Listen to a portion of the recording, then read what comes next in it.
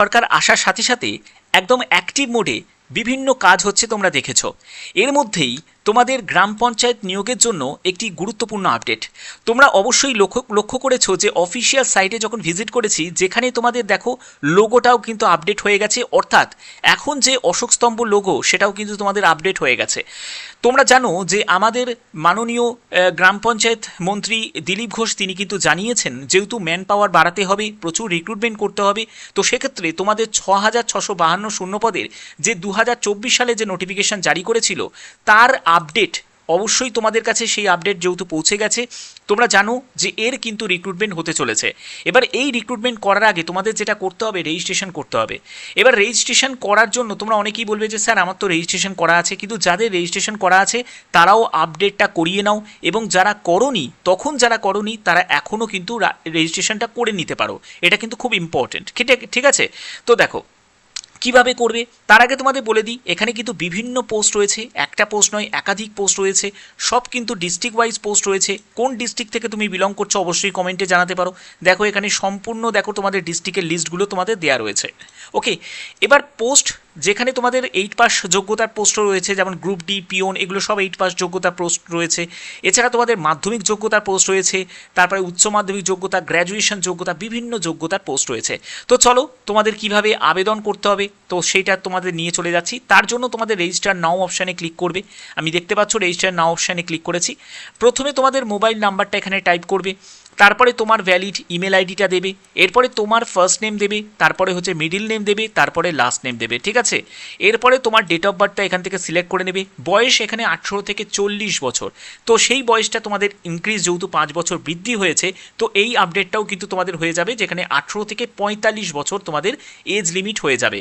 এবং এসসি এসটিরা বয়সে 5 বছর, ওবিসিরা বয়সে 3 বছর রিল্যাক্সেশন পাবে। ওকে, এরপরে দেখো তোমাদের জেন্ডারের ক্ষেত্রে তুমি এখানে মেল না ফিমেল সেটা তুমি সিলেক্ট করে নেবে। এরপরে তোমাকে তোমার পছন্দ মতো একটা পাসওয়ার্ড তোমাকে এখানে টাইপ করতে হবে, এবং পাসওয়ার্ডটাকে অবশ্যই তোমরা নোট ডাউন করে রাখবে। এরপরে সেই পাসওয়ার্ডটাকে রিটাইপ করবে, ঠিক আছে? তো এখানে করার পরে তোমাদের এরকম একটি ক্যাপচা কোড দেখতে পাবে, যে ক্যাপচা কোডটা এখানে টাইপ করে দেবে। করার পরে সেন্ড ওটিপি অপশানে ক্লিক করলেই তোমার ফোনেতে একটি ওটিপি আসবে, যে ওটিপিটা দিয়ে তোমাদের ভেরিফাই করতে হবে। তো এই সব স্টেপগুলো আমি করে নিচ্ছি, তারপরে তোমাদের বলছি। ওকে, তো দেখো সেন্ড ওটিপি অপশানে ক্লিক করার পরে ওটিপি ভেরিফিকেশন করা হচ্ছে। এর জন্য তোমার একটি ওটিপি আসবে মোবাইলে, সেই ওটিপিটাকে তোমাকে এখানে এন্টার করতে হবে। তো দেখতে পাচ্ছ আমি ওটিপিটাকে বসিয়ে নিয়েছি। এরপরে ভেরিফাই অ্যান্ড রেজিস্টার এই অপশানে তোমাদের ক্লিক করতে হবে। তো যখনই তুমি এই অপশানে ক্লিক করবে তোমার এখানে রেজিস্ট্রেশন কমপ্লিট হয়ে যাবে, ঠিক আছে? তোমার কাছে এসএমএসও চলে আসবে, তোমরা একবার ভালো করে চেক করে নেবে। দেখো এরকম লগ ইনের জন্য পেজ ওপেন হয়ে যাবে, যেটা তোমরা দেখতে পাচ্ছ ক্যান্ডিডেট লগ ইন। তুমি যে নাম্বারটা দিয়ে, মানে যে মোবাইল নাম্বারটা দিয়ে তুমি রেজিস্ট্রেশন করলে সেই মোবাইল নাম্বারটা এখানে বসাবে, এবং পাসওয়ার্ডটা যেটা দিয়েছিলে সেই পাসওয়ার্ডটা বসাবে, এবং এই ক্যাপচা কোডটা তোমাকে এখানে টাইপ করে দিতে হবে। তারপরে লগ ইন অপশানে ক্লিক করে তোমরা একবার চেক করে নেবে। তো আমি একবার চেক করে নিচ্ছি। এই অপশানে যখনই তুমি ক্লিক করবে দেখো তোমার নাম, তারপর তোমার রেজিস্ট্রেশন নাম্বারটা শো করছে। একটু স্ক্রল করে নিচের দিকে নামবে, তারপরে দেখো তোমার এখানে ইমেজ এবং সিগনেচার আপডেট। তো এখানে প্রথমে তোমাকে তোমার যে ছবি সেটা তোমাকে 30 কেবি থেকে 80 কেবির মধ্যে যেন হয়, সেটা তোমাদের এখানে আপডেট করতে হবে, মানে আপলোড করে নিতে হবে। তারপরে এখানে আপডেট সিগনেচার অপশানে যখন তুমি ক্লিক করবে, এখানে দেখো 5 কেবি থেকে 50 কেবির মধ্যে সিগনেচার, সেটা তোমাকে এখানে আপলোড করতে হবে। তো এগুলো তো তোমরা করতেই পারবে, এতদিন ধরে ধরো ফর্ম ফিল আপ করছো, এই জায়গাটা তো কোনো সমস্যার কিছু নেই। এরপরে দেখো সিম্পলি তোমাকে জেনারেল ইনফরমেশান অপশানে ক্লিক করবে। জেনারেল ইনফরমেশান অপশানে যখন তুমি ক্লিক করবে দেখো ক্যান্ডিডেটের নাম, তারপরে তার লাস্ট নেম, ফার্স্ট নেম, এগুলো কিন্তু শো করছে, ঠিক আছে? এগুলো তোমাদের দেখো এখানে যা যা তুমি দিয়েছিলে সেগুলো। এবার তোমাকে কি করতে হবে, আরও কিছু ইনফরমেশান রয়েছে, সেগুলো তোমাকে তার জন্য এই যে পেন্সিলে যে বাটনটা রয়েছে সেখানে তোমাদের ক্লিক করতে হবে, মানে আপডেটটা করতে হবে। এটা করা থাকলে কি হবে, তুমি যখন আবেদন শুরু হবে ফাইনালি, তখন তোমার কাজটা কিন্তু তুমি অনেকটা করে রাখলে, ঠিক আছে? আর কোনো অসুবিধা তোমাদের থাকবে না। যদি ভুলভ্রান্তি হয়ে থাকে পরে তুমি আবার এডিটও করে নিতে পারো। ওকে, এরবার দেখো তোমাদের ম্যারিটাল স্ট্যাটাস, তুমি এখান থেকে জাস্ট ম্যারিড না আনম্যারিড সেটা তোমাকে এখান থেকে সিলেক্ট করতে হবে। তারপরে ব্লাড গ্রুপ যদি জানো তো ব্লাড গ্রুপ এখান থেকে কিন্তু তোমাদের ব্লাড গ্রুপটা সিলেক্ট করে নিতে হবে। এরপরে তোমার যদি কম্পিউটারে জ্ঞান থাকে তাহলে ইয়েস করবে, না হলে নো, ঠিক আছে? তো আমি এখান থেকে ইয়েস করে নিলাম। তারপরে আধার নাম্বারটা অবশ্যই দিতে হবে।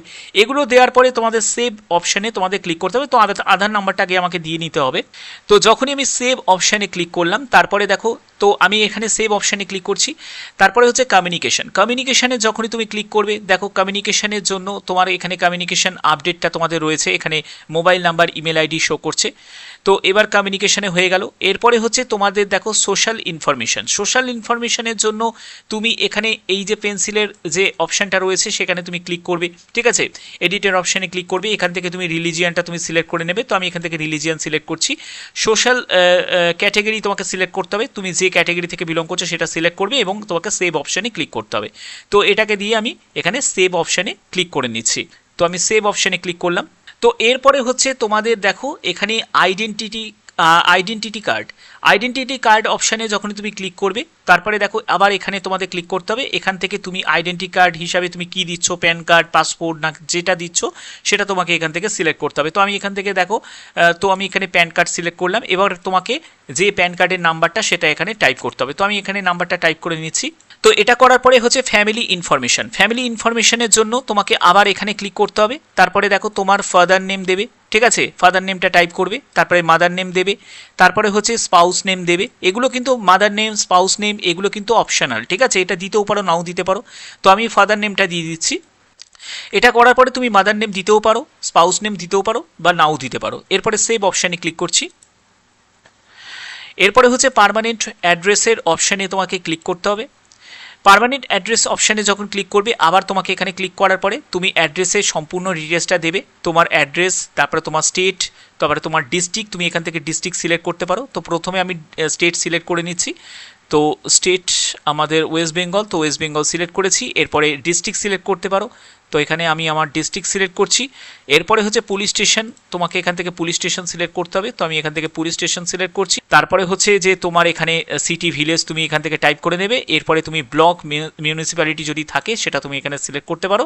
এরপরে আমি সেভ অপশানে ক্লিক করছি। তো আমি সেভ অপশানে ক্লিক করে দিচ্ছি। তো এগুলো করার পরে তারপরে হচ্ছে তোমার এই কমিউনিকেশন অ্যাড্রেস। তো এখানে দেখো তোমাদের কমিউনিকেশন অ্যাড্রেসের তুমি আবার এখানে তুমি ক্লিক করবে। ক্লিক করে যদি তোমাদের সেম হয়ে থাকে তাহলে সেম অ্যাজ পার্মানেন্ট অ্যাড্রেস এই চেকবক্সে তোমাদের ক্লিক করে দিতে হবে। তো এখানে আমি ক্লিক করার পরে সেভ অপশানে ক্লিক করছি। তোমাদের কোয়ালিফিকেশান তোমাদের এখানে দেখো ক্লাস 8 পাস থেকে শুরু হচ্ছে। যদি তোমার 10 পাস থাকে তাহলে এন্টার ইজ নট রিকোয়ার্ড, তাহলে তোমাকে এখানে এই 8 পাসের যোগ্যতার কোনো ফিল আপ করতে হবে না, একেবারে ডাইরেক্ট তুমি 10 পাসে চলে যাবে। তো আমি একেবারে ডাইরেক্ট 10 পাস যোগ্যতা দিয়ে আমি দিয়ে দিচ্ছি, ঠিক আছে। তো তোমার যদি হায়ার কোয়ালিফিকেশান থাকে তুমি গ্র্যাজুয়েশনে চলে যেতে পারো, ঠিক আছে। তো আমি এখানে 10 পাস দিয়ে দিচ্ছি। তো 10 পাসের জন্য আমি এখানে আবার ক্লিক করলাম।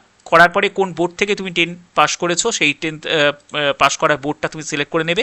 তারপরে কোন স্ট্রিম হিসাবে দেখো তোমাদের এখানে কিছু আসছে না, তো এটা দরকার নেই। কোন ইয়ারে তুমি পাস করেছো, 10 পাস করেছো সেটা তোমাকে ইয়ারটা এখানে দিয়ে দিতে হবে, ঠিক আছে। তো আমি এখানে ইয়ারটা আমি দিয়ে দিচ্ছি, ঠিক আছে। এবং তুমি কত পার্সেন্টেজ মার্কস পেয়েছো সেই মার্কসটা আমি দিয়ে দিচ্ছি। এরপরে এখানে তোমার যদি গ্রেডে থাকে তাহলে তুমি গ্রেডটা দিতে পারো, না থাকলে নাও দিতে পারো। এরপরে সেভ অপশানে ক্লিক করতে হবে। তো এটা করার পরে তুমি চাইলে ডিপ্লোমা যদি আরও দিতে চাও সেগুলো তুমি দিতে পারো। দেখো এগুলো তুমি দিতে চাইলে তুমি দিতে পারো, গ্র্যাজুয়েশন থাকলে সেগুলো তুমি দিতে পারো। এগুলো সবই কিন্তু তোমাদের এখানে কোয়ালিফিকেশান দেওয়া রয়েছে। যদি চাও তাহলে এখানে তোমাদের ক্লিক করে তুমি এগুলোকে দিয়ে দিতে পারো, ঠিক আছে। আর যদি না চাও তুমি নাও দিতে পারো, ওকে। এগুলো করা মানে হচ্ছে তোমার এখানে আপডেটটা হয়ে গেল। মানে তুমি যখন তোমাদের ফর্ম স্টার্ট হবে তখন তোমাকে যাকে বলে কিছুই সেরকম কাজ থাকবে না, তোমার 10% মতো হয়তো কাজ তোমার থাকবে, ঠিক আছে। শুধু হয়তো আবেদন মূল্য জমা দেওয়ার থাকবে, আর বাদ বাকি তো তুমি ইনফরমেশন তুমি দিয়েই দিলে, ওকে। তো এটাই কিন্তু তোমাদের সুযোগ, ওকে। আর আবেদন তোমাদের কবে থেকে ফাইনালি নোটিফিকেশান জারি করে নতুন সরকারের যে আবেদন শুরু হবে, তোমাদের পসিবিলিটি রয়েছে জুন মাসেই তোমাদের আবেদন প্রসেস শুরু হওয়ার সম্ভাবনা রয়েছে।